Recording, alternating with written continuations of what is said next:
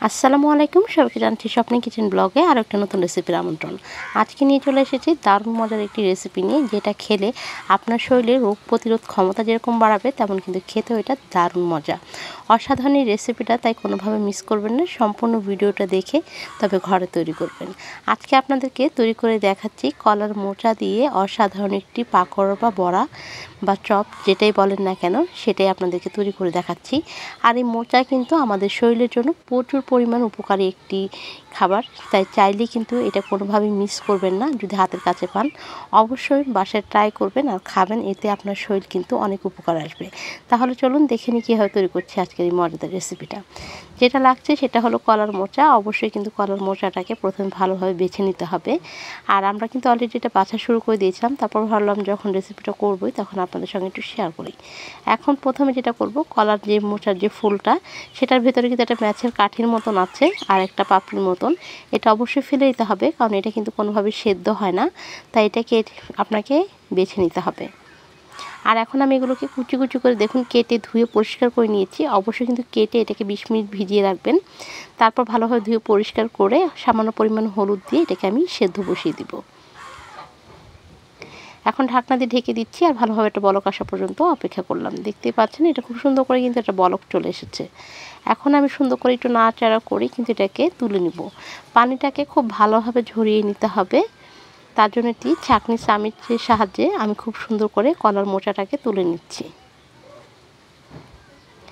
এভাবে করে সবগুলো তুলে নিয়ে ভালোভাবে পানিটাকে ঝরিয়ে নিয়েছি। আর দেখুন একদম ঝরঝরে, পারলে একটু চেপে চেপে পানিগুলো ফেলে দিবেন যেন পানি না থাকে। আর যদি পানি বেশি থাকে সেক্ষেত্রে আপনাকে ময়দা বা যে কোনো কিছু কিন্তু বেশি মিশাতে হবে। আর এখানে আমি দিয়ে দিয়েছি পেঁয়াজ কুচি, কাঁচামরিচ কুচি, ঝাল আন্দাজ মতো কাঁচামরিচটা অ্যাড করবেন। পেঁয়াজের পরিমাণটা অবশ্যই আপনাদের পছন্দ মতো। দিয়েছি 1 মুঠ ধনেপাতা, দিয়েছি জিরার গুঁড়ি, ধনিয়ার গুঁড়ি 1/2 চা চামচ করে, তারপর গরম মশলার গুঁড়ি দিয়েছি 1/2 চা চামচ, আর 1 প্যাকেট দিয়েছি আমি যেটা চাট মশলার প্যাকেট বা ম্যাগি মশলা থাকলে সেটাও দিতে পারেন। চিলি ফ্লেক্স দিয়ে দিয়েছি এখানে 1/2 চা চামচের মতো। তারপর দিয়ে দিয়েছি প্রায় 2 টেবিল চামচের মতো বেসন, আর দিয়েছি 1.5 টেবিল চামচের মতো চালের গুঁড়া। এই চালের গুঁড়াটা দিলে কিন্তু মুচমুচে করবে। তারপর দিয়েছি এখানে 1/2 টেবিল চামচের মতো আদা এবং রসুনের পেস্ট দিয়ে খুব ভালোভাবে একসঙ্গে সব কিছু মিক্স করে নিতে হবে। আর প্রথমে আমি উপরে পেঁয়াজটা মরিচ একটু ভালোভাবে কষলে নিয়েছি, তারপর সব কিছু একত্রে খুব ভালোভাবে মিক্স করছি। মাখাতে মাখাতে যদি আপনার ডোটা একটু নরম হয়ে যায়, সেক্ষেত্রে আপনি চাইলে একটু চালের গুঁড়া বা একটু বেসনটা অ্যাড করতে পারেন। আর যদি মনে হয় যে না, এটা মেশাতে হবে না পারফেক্টলি, তাহলে আর মেশানোর কোনো প্রয়োজন নেই। দেখুন ঠিক এরকম হবে আঠালো আঠালো টাইপ, তাহলে কিন্তু বুঝতে হবে যে এটা পারফেক্টলি সুন্দরভাবে হয়েছে। এখন আমি বড়াগুলো ঠিক এইভাবে শেপ দিয়ে বানিয়ে তারপর ভাজতে চলে যাব। আর এগুলো কিন্তু ভাজার সময় হাতে তৈরি করে নেওয়া যাবে, আলাদা করে বানিয়ে রাখার কোনো প্রয়োজন নেই। আগে থেকে একটি ফ্রাই প্যান কড়াই বসিয়ে দিয়েছি, তারপর দিয়েছি এখানে তেল। ভাজার জন্য কিন্তু অতিরিক্ত বেশি তেলের প্রয়োজন নেই, এখানে খুবই অল্প তেলেই কিন্তু এগুলো সুন্দর করে ভেজে নেওয়া যায়। তারপর একটা একটা করে ঠিক বড়ার শেপ দিয়ে আমি সুন্দর করে ভেজে নেব। আপনার চাইলে এটা ডুবো তেলে ভাজতে পারেন, তবে অতিরিক্ত তেল দিয়ে ভাজার কোনো প্রয়োজন নেই। এইভাবে অল্প তেলেও কিন্তু এগুলো সুন্দর করে ভেজে নিতে পারবেন। যখনই একটা পাশটা লাল হবে, তখনই কিন্তু আমাকে এগুলো সুন্দর করে একটা একটা করে উল্টে দিতে হবে। আমি সুন্দর করে উল্টে দিচ্ছি।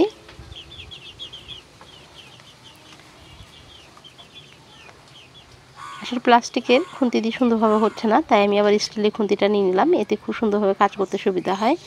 তারপর সুন্দর করে একটা একটা করে উল্টে দিব। আর যদি কোনোটা মনে হয় যে একটু কম হয়েছে, সেক্ষেত্রে কিন্তু একটু সময় নিয়ে একটু ভেজে নিতে হবে।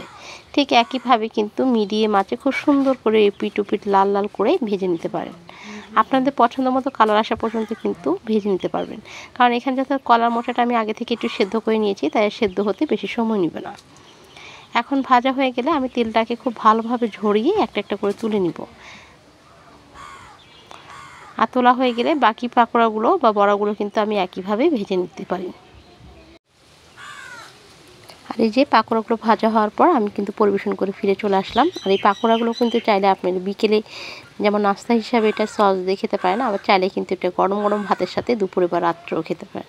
এটা কিন্তু অসাধারণ লাগে, আপনি যেভাবে খাবেন সেভাবেই ভালো লাগবে। আর এই রেসিপিটা আপনি যখন খাবেন বুঝতেই পারবেন না যে এটা কলার মোচা দিয়ে তৈরি করা, মনে হবে যেন এটা মাংসর কোনো বড়া খাচ্ছেন। যাই হোক, রেসিপিটা আপনাদের কাছে কেমন লাগলো অবশ্যই জানাতে ভুলবেন না। আর চ্যানেল নতুন হয়ে থাকলে চ্যানেলটাকে সাবস্ক্রাইব করতে কোনোভাবেই ভুলবেন না। আর পাশে থাকা বেল আইকনটা বাজিয়ে দিয়ে নোটিফিকেশনটা অন করে দেবেন। সেক্ষেত্রে কিন্তু স্বপ্নের কিচেন ব্লগের এরকম নতুন নতুন রেসিপিগুলো সবার আগে আপনার কাছে পৌঁছে যাবে। আর যারা অলরেডি কাজটা করে নিয়েছেন তাদেরকে জানছি অসংখ্য অসংখ্য ধন্যবাদ এভাবে আমাকে পাশে থাকার জন্য, আমাকে সাপোর্ট করার জন্য। দেখা হবে আর কোনো নতুন রেসিপি নিয়ে। আজকের মতো এই পর্যন্তই। সবাই ভালো থাকবেন, সুস্থ থাকবেন আর আমাদের জন্য দোয়া করবেন। আল্লাহ হাফিজ, আসসালামু আলাইকুম।